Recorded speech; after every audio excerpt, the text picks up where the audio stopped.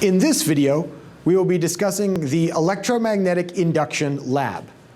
This lab consists of two major parts. The first is an analysis of a magnet and a coil being moved in relative positions to each other in relative orientations.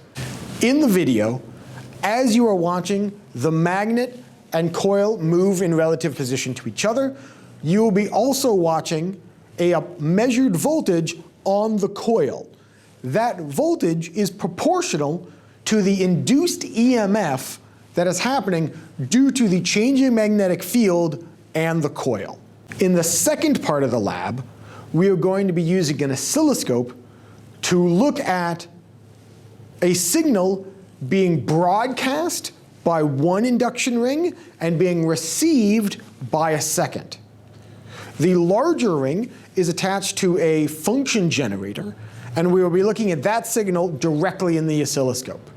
We will also be looking at the signal being generated in the secondary smaller coil due to its interactions with the field being generated by the first coil.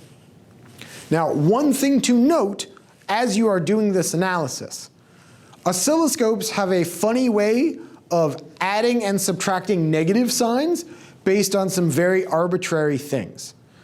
So there may very well be some negative sign inversions in some of these signals, and I trust that you will be able to notice when that happens and work through that. Remember, on an oscilloscope, a negative sign just means that it flips upside down, and you should be able to see when that happens in your analysis.